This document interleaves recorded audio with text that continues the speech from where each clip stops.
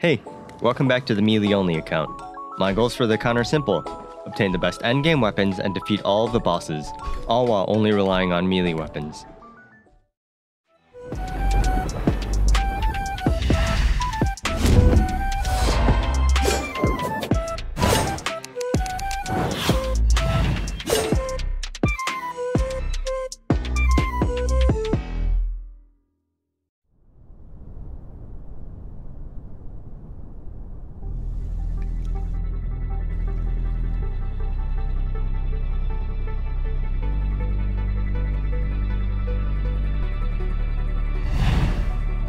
I had the opportunity to watch back from when I first started, and I've really been thinking about what this account even means.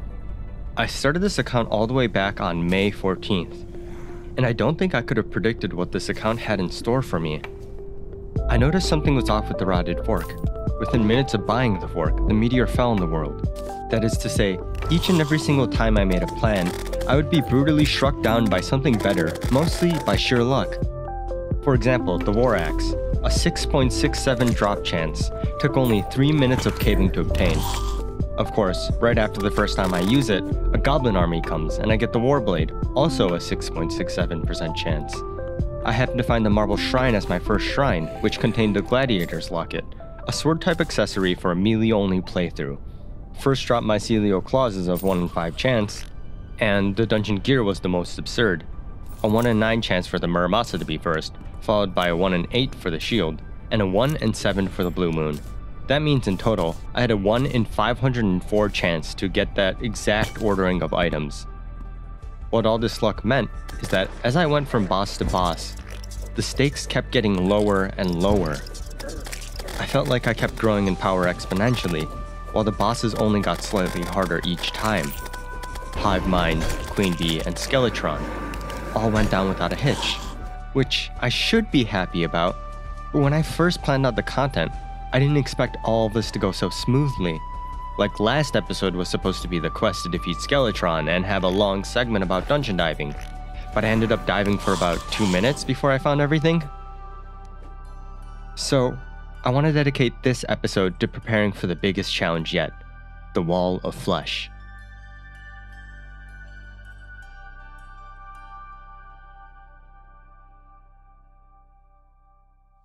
One more Calamity boss stands between me and the wall, Slime God.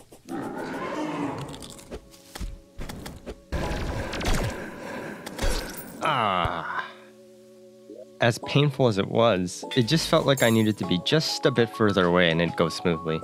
Though, I know a couple things I can do to make the fight easier on myself.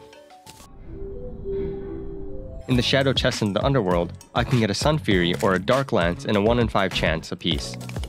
I'm not a big fan of flails, and the Dark Lance is one of my favorite items in base Terraria, so here's hoping. Here's our first Shadow Chest. Let's see what we get. I feel like it'd be stupid to even mention it. Let's also make an upgrade to our armor. I did a bit of mining after the dungeon and I've got enough aerolite bars for the armor. Aerospec gives me 20 defense, 17 move speed, 8% crit, and 8% melee damage. Along with having no more fall damage, the armor has an ability where if I take over 25 damage in a single hit, I drop 3 homing feathers, which explode after a short time and deal damage.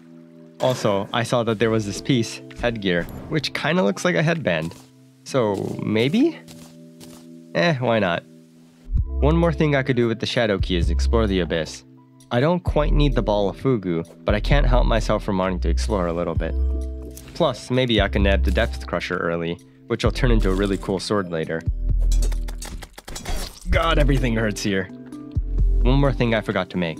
Here's Knight's Edge, the best broadsword of base game Terraria after Skeletron. So, new armor, new weapons. Let's have another crack at Slime God. They've got these big projectile moves that I have to dash around to avoid. My best option is to stay close enough for my sword to hit them, so I'll have to be careful about how I avoid these attacks.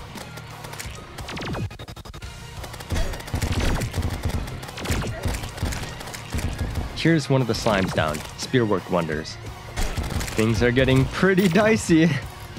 Oh, good dodge, good dodge. Oh, 6 HP. Come on, just a few more seconds for the potion. And... whew, not bad for juking as poorly as I did. Now with the slime god defeated, I know there's one weapon I want to make. I've been saving the earlier Star Fury and Enchanted Sword for this. Here it is, the Fractured Arc. Whoo, baby! It's holographic. It's got one more special effect. Let's take it to the slime god.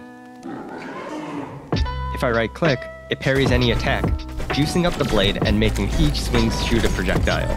Parry, parry, parry.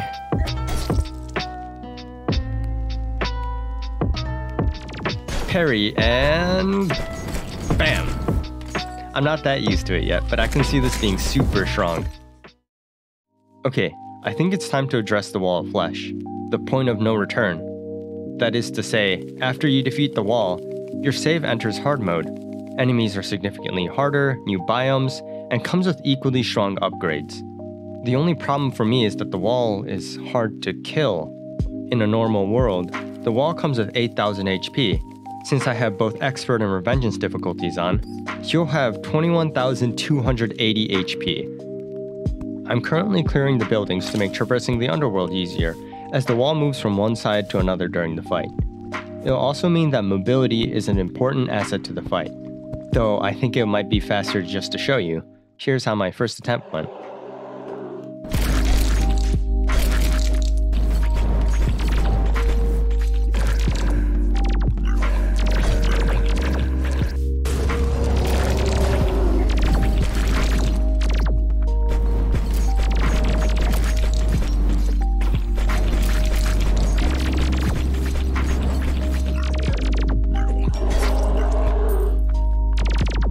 We could do one more armor upgrade, Statagel armor. 27 defense, 5% move speed, 15% increased damage, 12% crit, and 10% melee speed.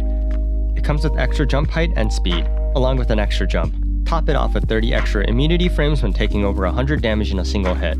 There's also the Geltic Blade, a broadsword with a swing projectile. One more try. The Geltic Blade works okay, but the damage is not quite there. On the other hand, the Fractured Arc is super strong, but requires me to be close up to it.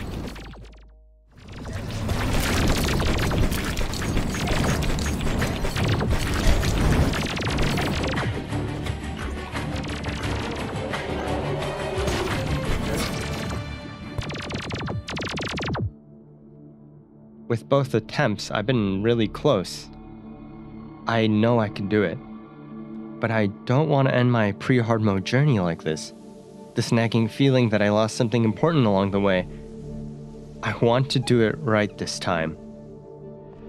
So let me promise you, next time, I'll see you in hard mode.